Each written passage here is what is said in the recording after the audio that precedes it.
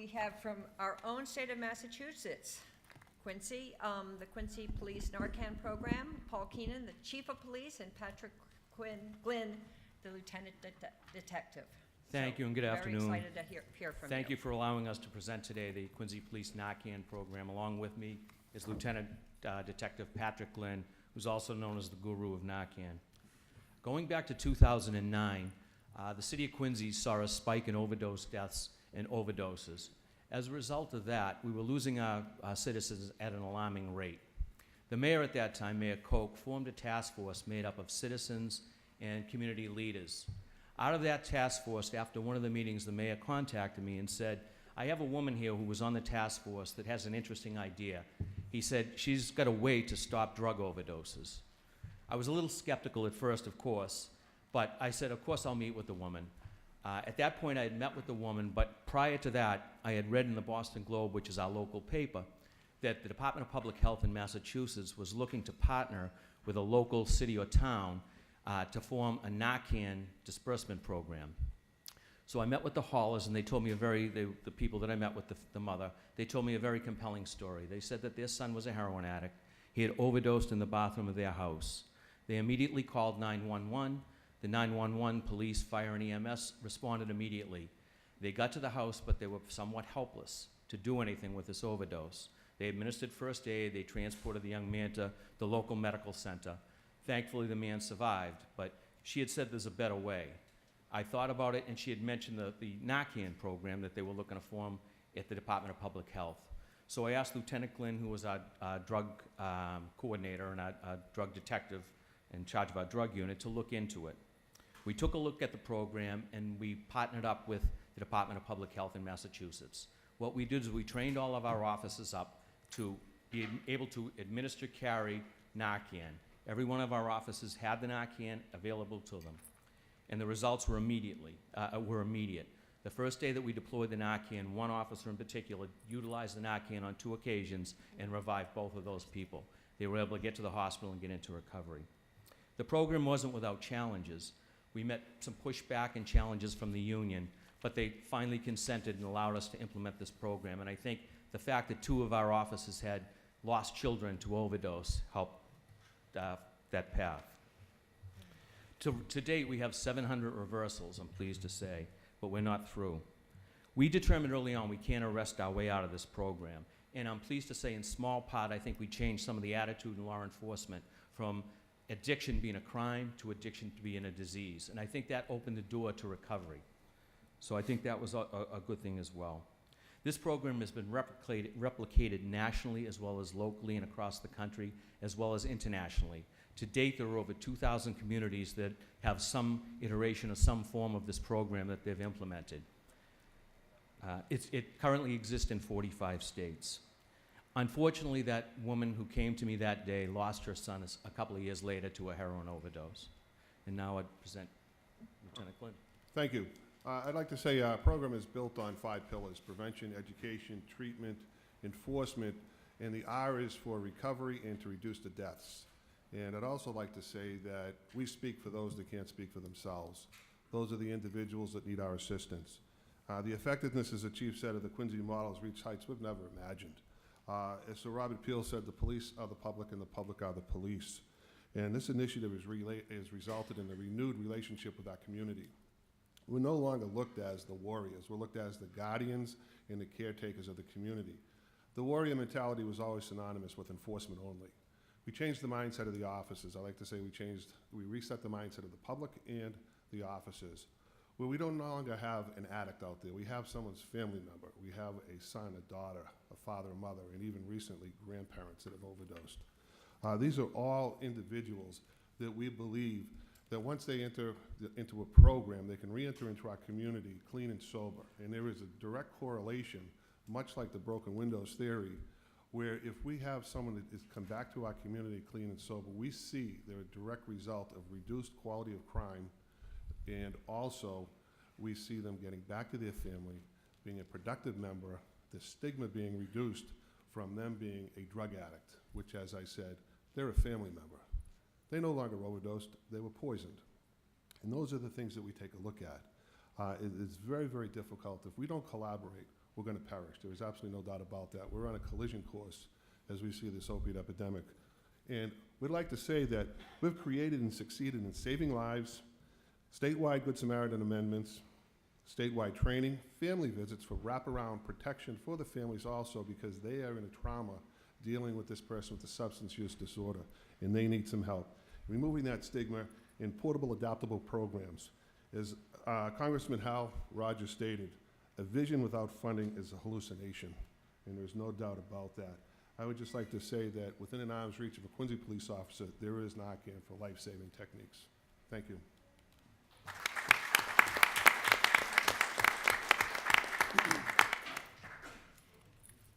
Thank you. That was a really touching story. And I mean, just talking to you last night when you described how 2 of your own police officers had children who have died of an overdose, and one of your firefighters, it really makes it come to home how difficult this tragedy is.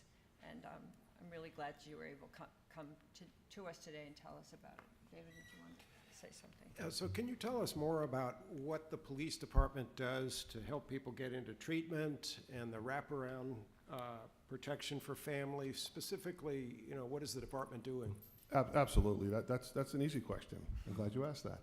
I'll take that one. I'll leave the tough ones for the chief. That's a very simple process. The officer obviously responds in the 911 call. We administer, we reverse that. Off to the hospital they go. We also have a team that also responds directly to that overdose site in the event that anyone wants to offer information as to where the drugs came from or needs immediate assistance without pressuring individuals. The amendment to the Good Samaritan law was very crucial in getting those calls out there. It removed the power of arrest from the officer for small quantities of personal use, and also eliminated any liability for the individual calling for someone in an overdose state or themselves. Now we'll fast forward to the emergency department.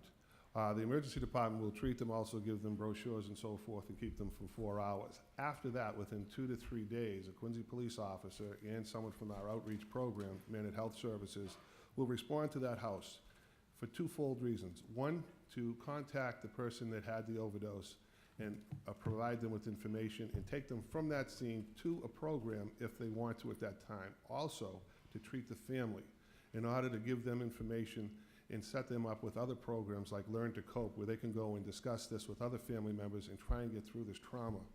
And that has been very, very successful in this aspect of treating both the person with the substance disorder and the family. And we don't give up. We'll go back a second time. We serve everyone in the city. We don't pick and choose who we serve. So we're going to see these individuals again. They're our extended community family members. And the city becomes very small when someone overdoses and much smaller when someone is a fatal overdose. Thank you. Yes, Linda. Can you, and then on the justice side, can you explain how the police officers are guided in terms of exercising discretion about whether they should carry through with an arrest, and what happens to the individuals if they're in fact sort of brought through the justice process? Well, the Good Samaritan law kind of covers that. People aren't penalized for calling.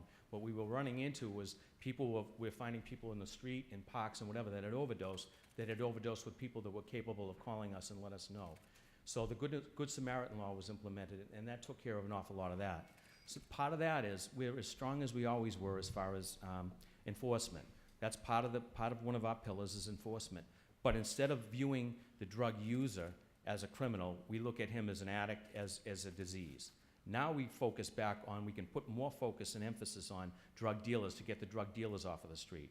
We go as strong as we ever have as far as going after drug dealers and prosecuting them to the fullest extent of the law. So are there no arrests of the users?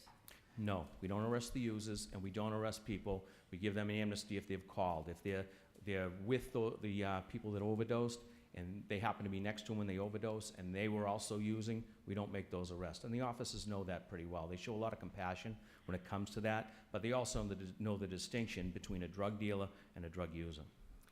Did you have to adopt sort of, decriminalization laws to do that, or how did you instruct your officers how to exercise their discretion? That was one of the things. The officers still have discretion, obviously, but that was one of the key points, one of the 2 key points in the Good Samaritan, the amendment. And it's a very simple amendment to the Good Samaritan law, or even for a state that does not have one. It is the personal use. In the past days, in the past years, let's put it that way, The system has never worked of arresting someone, bring them in, arresting someone, bring them in. We're not going to arrest our way out of it, nor have we traded in our handcuffs for Narcan, as some individuals think. We want those traffickers. We understand that the individual is sick that's out on the street, needs help, needs treatment, just like any other disease. If they were diabetic, we would give them a sugar product.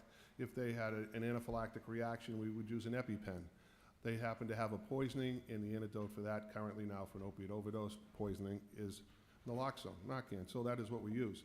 The power of arrest is no longer there. If someone does not want to go to the hospital, what we also were able to institute in Massachusetts was a protective custody law, which gives us the authority to bring this individual to the emergency department to be treated and held for 4 hours. That is a non-arrest situation. It's just a civil matter to get them there to make sure that they're going to make a conscious decision and that it's not overclouded by an overdose situation, because they have been deprived of oxygen. They came back from a near-death situation, and now they're there. And the crux of this entire program is the men and women of the police department that embraced it from the beginning to now, and I can't say enough for them. Pete? One of the things that just wasn't clear until you just outlined it there, Lieutenant, is that connection between the use of the Narcan in that immediate emergency situation and the follow-on services. So in that, you mentioned there's a time 2 to 3 days after the overdose or after the person has returned from the hospital where someone comes back to the place of residence to offer entrance into a treatment program. Is that a police officer, or is that somebody? There's 2 of our community police officers in plain clothes, along with an outreach worker and a clinician. And they are offered all the information that's possible. The reason we wait a little period of time in between the overdose state and the date of the house visit is we don't want that person inundated with brochures. EMS is giving them some, the emergency department is giving some, and they're getting information. They need a little bit of a cooling off period. We go to the house, and we've been very, very successful. I deemed it very successful when we were able to enter into the house and talk with the family and the individual. Now it's just an outstanding success when we see someone leaving there and going to get treatment, whether immediately or 1 or 2 days after that. I'm curious about how that just developed.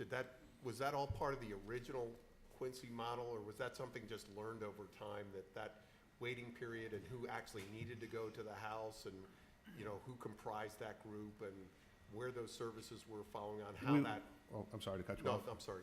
We've always had the partnership with Man at Health, our outreach group, and other organizations. And it just became a normal succession. We're out there, we arrive on scene about 90-95% of the time prior to other individuals. And we realized that we were that initial input, that first responder, so to speak. And we knew as we were going along with the program that we were going to tweak this along and make different adjustments. And then this became the perfect time to put it in place and to partner with Man at Health. It's just been a fabulous program with them coming out, and we're going out a couple of days a week, unfortunately, but fortunately we have those resources to go out there and do that. And it's been a very happy collaboration with them and going out, and also the family. Years ago, we would never get the results or the change in the perception from the general public that the police are really out there to help them. Not being paranoid by any reason, but it's just one of those things that we do represent law enforcement, but now people see the other side of it. A softer but still a strong side, caring side, but still a very effective side. Thanks.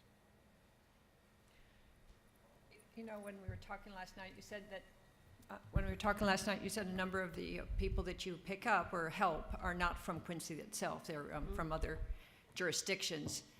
What do you do with those other jurisdictions? Do you call them and say, hey, Amherst, you're sending us a lot of your people? I'm glad you said Amherst. But what we actually do is we're now tracking, we always track by zip code. We have a number of zip codes within our city. So we could actually see what part of the city we could focus our needs on and do a needs assessment. But now we're focusing on the zip code of the individual that actually overdoses, where they're coming from outside the city. And what we do is we're very close-knit with other coalitions and so forth. We inform them that we had an overdose resulting from someone from their community. But it also helps us tremendously in being able to refocus our needs within the community itself, whether it was someone that was just a transient moving through the city, a worker, or someone visiting.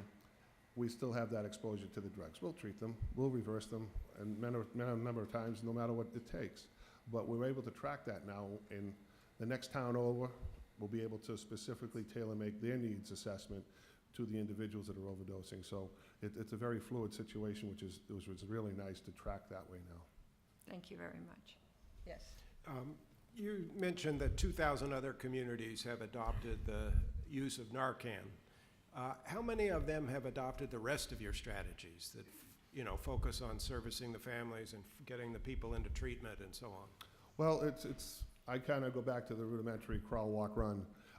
They're starting naloxone, Narcan programs, and they're starting to see the need and the benefit of that, so they're actually doing it coinciding. There's a large number. They're changing every day. North Carolina Harm Reduction Coalition is outstanding with statistics on that aspect, and they help us out an awful lot with that. And they're bringing in statistics nationwide. And we're seeing not only when people start a Narcan program, they're starting the home visits also to see the value. So that is constantly changing. I could not give you a number right here and be satisfied with that number, but it is growing every day. Sadly, just in closing, while we were here, we received text messages about things that are going on in our city. We actually just had an overdose death about a half an hour, 45 minutes ago.